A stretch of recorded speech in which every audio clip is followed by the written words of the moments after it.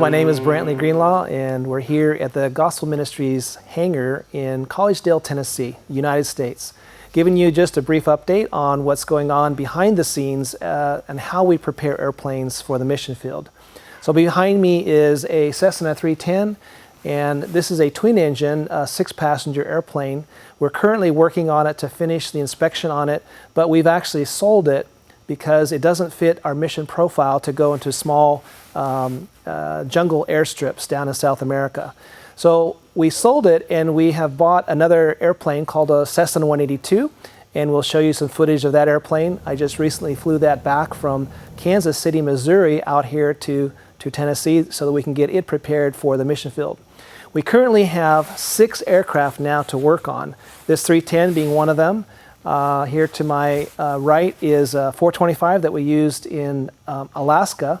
That airplane is just doing its phase 3 inspection, which is changing the oil and looking at parts that might need to be maintained or replaced. And we have this 182 that I just brought back from Kansas. That airplane will go down to the mission field in Guyana in South America. And 2 twin Comanches were just donated to us, one in Minnesota and one in Washington, the state of Washington. So I went to Minnesota already and looked at that airplane and received it from the donor. Really nice people up there. We're going to go back and we're going to prepare that to fly it back down here so we can finish the inspection on that. And also the one in Washington we have to work on as well. So God has given us new opportunities with a couple of new airplanes, 3 different airplanes, to do mission work in the mission field.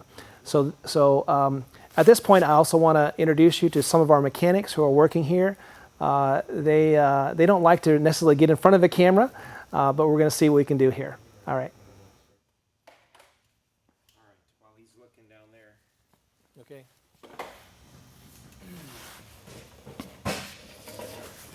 All right, so we were able to catch up with a couple of our mechanics here, and I want to introduce you to them. What is your name? My name is Roger. Okay, and Roger, can you tell us a little bit about what you are doing here? Which airplane are you working on? Okay, so right now I'm working on this 310 that's behind us, and I'm taking care of some discrepancies that we found during inspection. So we're treating corrosion, we're taking care of some lubrication items, and then fixing any of the damage that we found during the inspection. Okay. Oh, very good. And this airplane is not going to go to the mission field. It was actually sold so that we could buy a different airplane. Tell us a little bit about that other airplane that we bought. So the other airplane is a 182, and I flew out to the location there and did a pre-purchase inspection on the airplane. And we found a few minor issues with it, but overall it looked like a good fit for our mission. And so we proceeded and made the purchase. What are some of the mods that we had talked about? I know we talked about maybe a stall kit for it, and I know that we're going to replace the back seat. What are those? What is it? How much time does it take to put something like that on an airplane? So you budget for probably about a week to put the stall kit on the airplane, and then if you're doing the heavy-duty wheels and brakes conversion, that can go pretty quick. And then if you're putting in some of the foldable jump seats in the back, that does take a little bit longer to do. But that's a nice modification, so you can fold the seats up and be able to carry some cargo in the back. And we're using kind of airplane terminology here, but a stall kit, what does that do? So STOL stands for short takeoff and landing. So when you put the stall kit on the airplane, you're modifying the leading edges of the wing, and you're putting a cuff on the front of that. So that increases the surface area of the wing and enables it to have more lift and be able to take off in a shorter distance. And this is critical because we have airstrips. There are airstrips in Guyana, for example, where this airplane will be going. And those airstrips are small. They may have obstacles in the way.